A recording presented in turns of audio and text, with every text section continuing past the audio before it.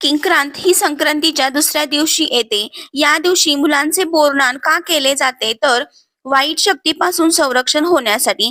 पूर्वी लोकांचा असा विश्वास होता की लहान मुलांना दृष्ट, वाईट छाया, आजारपण लवकर लागते, म्हणून बोरफळ आणि नाणं वापरून ओवाळणी करायचे.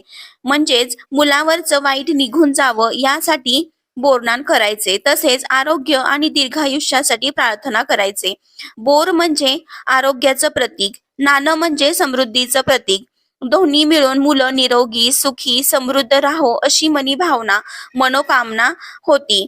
संक्रांतीनंतरचा शुद्धीकरण दिवस म्हणजेच किंक्रांत. संक्रांत हा मोठा सण असतो. किंक्रांत त्यानंतरचा शुद्धीकरण आणि संरक्षणाचा दिवस म्हणून खास करून लहान मुलांचं ओवाळणी करून बोरनान करतात.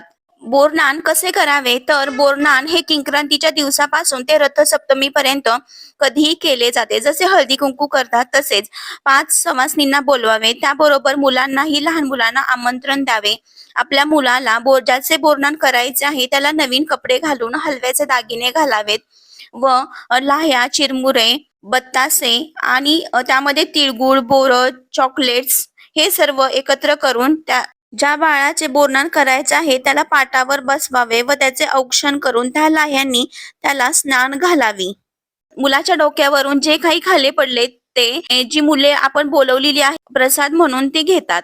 अशा प्रकारे बोरनान करतात. बोरनान करण्यामागचा एक अर्थ असा की एक मानसिक समाधान आणि काळजी व्यक्त करण्याचं प्रतीक आहे. माझ्या मुलावर काही वाईट येऊ नये म्हणून ही भावना मनात असते. थोडक्यात किंक्रांतीला मुलांचे बोरनान करणे म्हणजे दृष्ट काढण्यासाठी, आरोग्य, संरक्षण, समृद्धीसाठी केले जाते. बोरनान किंक्रांतीला केले जाते या विषयी एक कथा सांगते, ती ऐका. खूप पूर्वी एका गावात सुखी समृद्ध शेतकरी कुटुंब राहत होतं. त्या घरात एक लहान मूल, खूप गोड मूल होतं. ते मूल वारंवार आजारी पडायचं, रडायचं, घाबरायचं. गावातल्या लोकांनी सांगितलं, या मुलाला कोणाची तरी दृष्ट लागलेली दिसते. आई बाबा खूप चिंतेत पडले. ते गावातल्या एका वृद्ध आजीकडे गेले. आजी खूप ज्ञानी होती. आजी म्हणाली, संक्रांतीनंतर येणाऱ्या किंक्रांतच्या दिवशी या मुलाचं बोर आणि नाण्यानं ओवाळणी कर.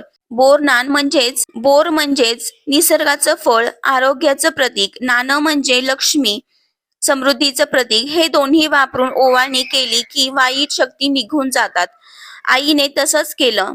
मुलांचं बोरनान करून ओवाळणं आणि ते चौकात टाकून आली. काही दिवसातच मुलाची तब्येत सुधारली. ते हसू लागलं, खेळू लागलं, आजारी पडणं थांबलं. हे पाहून गावातल्या लोकांचा विश्वास बसला की किंक्रांतला बोरनान केलं की मुलांची दृष्ट निघते आणि संरक्षण होतं. तेव्हापासून ही परंपरा पिढ्यानपिढ्या चालत आलेली आहे. या कथेतून आपल्याला काय समजते तर आई वडिलांची मुलांबद्दलची काळजी आणि प्रेम, वाईटापासून वाचवण्याची भावना आणि परंपरेतून मिळणारं मानसिक समाधान. थोडक्यात सांगायचे म्हणले तर किंक्रांतला बोरनान हे मुलांच्या संरक्षणासाठी लोकांनी ठेवलेली एक परंपरा आहे. ही कथा श्रद्धा, काळजी आणि प्रेम दाखवते. तुम्हाला व्हिडिओ आवडला असेल तर प्लीज लाईक, शेअर आणि सबस्क्राईब करा. धन्यवाद.